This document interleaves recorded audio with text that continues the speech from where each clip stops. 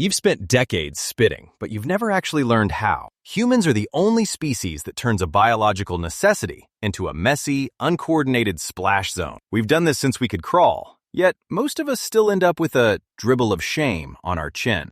The process usually begins in the silence of the morning, standing over a porcelain bowl with your jaw slightly unhinged. My God, do I always look this much like a gargoyle in the morning? In 4K macro detail, you'd see a white, trembling payload of minty foam and biological fluid gathering against the back of the incisors. It's a heavy, viscous pool. Is it going to bridge? If it creates a stringy bridge from my lip to the drain, I might actually lose my mind. You prepare for the ejection. It's a ritual you've performed 20,000 times, yet you still feel like a toddler trying to operate a pressure washer. Before the launch, how do you actually prepare that liquid payload for its final departure? Is it?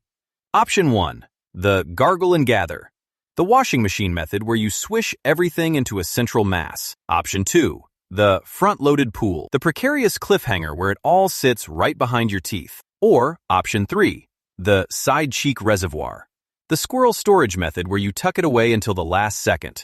3, 2, 1. The answer is actually Option 4, the Suction-Induced Vacuum Pack. This involves compressing the liquid against the hard palate to create a dense, splash-free mass. Fluid dynamics suggests that this vacuum pack, a technique often used by clinical speech pathologists for airway clearance, minimizes the surface area of the spit. This prevents that dreaded mist effect that ends up speckled across your bathroom mirror. It's a necessary adjustment because modern high-viscosity fluoride gels are specifically engineered to stick to your enamel like a chemical shield, yet we often treat them like weightless water.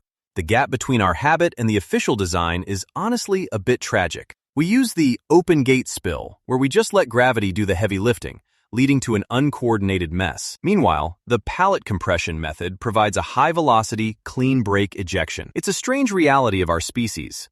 We can land a rover on Mars, but we still struggle to get minty foam from point A to point B without a chin leak. So, how do you gather your spit in the oral agora? Do you let it pool at the front like a dam about to break? Or are you a side cheek storer? Who actually taught you this? Was it a lesson from your parents, or just a messy moment of childhood trial and error? Regardless of where that habit came from, we now move to the moment of no return, the launch. The focus shifts to the orbicularis oris, the ring of muscle around your mouth. It's tightening, forming a biological nozzle. I have to hit the drain, specifically the center.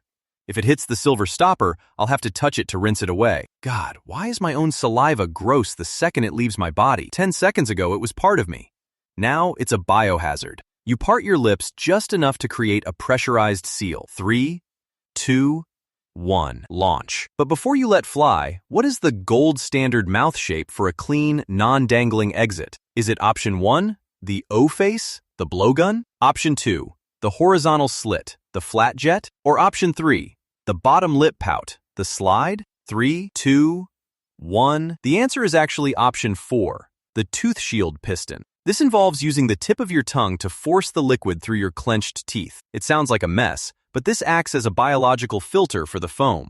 Dentists at the American Dental Association champion a spit, don't rinse philosophy. And this tooth shield exit is the mechanical secret. It allows you to eject the excess bulk while leaving behind a microscopic therapeutic film of fluoride on the enamel. This is why electric toothbrushes are engineered to create microbubbles. They're designed to be pushed through those gaps, not just swished around the surface. Most of us just launch an uncoordinated blob that splashes back like a cannonball in a bathtub. But the official way is this controlled, filtered piston release. It's the difference between a leaky garden hose and a precision-guided water jet. But even with a plan, physics often wins. Have you ever experienced the elastic trap?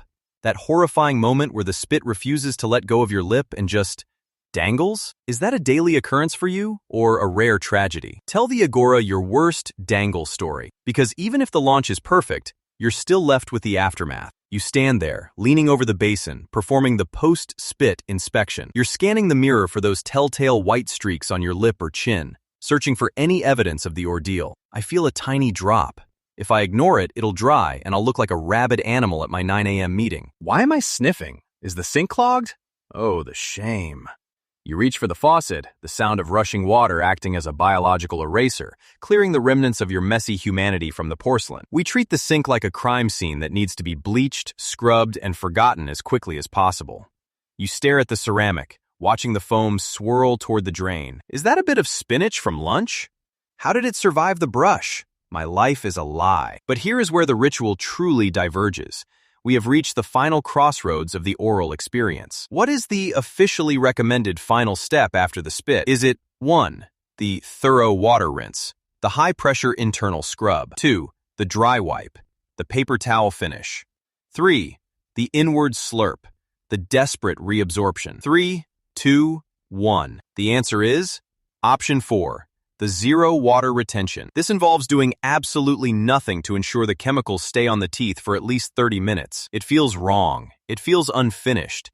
It feels like leaving the house with your shoes untied. But fluid dynamics and dental science are clear. The British Dental Foundation and the ADA both state that rinsing with water immediately after spitting washes away the concentrated fluoride that you just spent 2 minutes painstakingly applying. High-viscosity fluoride gels are specifically engineered to stick to the teeth like a chemical shield, yet we treat them like weightless water we need to flush away. The official way is to look and feel slightly gross for 30 minutes to actually save your enamel. Even mouthwash, which many of us use as a post-brush chaser, was actually designed as a midday reset. We've been using it to undo our own hard work. We value the sensory feeling of being clean over the biological reality of being healthy because we simply can't handle a little minty residue. We rinse our mouths like we're trying to hide a secret. This leads us to the ultimate debate. To rinse or not to rinse? Do you feel dirty if you follow the expert advice? Or are you a brave non-rinser who can handle the stickiness? Is the sensation of clean more important than the science of protected? Tell the agora who taught you your final step. Was it a parent? Or a childhood fear of swallowing paste? Share your hygiene secrets in the agora, because at the end of the day, we are just primates with porcelain bowls. We have turned a biological necessity into a complex, uncoordinated ritual that we perform 20,000 times without ever reading the manual. We realize now that normal doesn't exist. There is only your childhood muscle memory and the cold, hard logic of dental manuals. Are you a rinser, a dangler, or a vacuum packer? State your tribe below.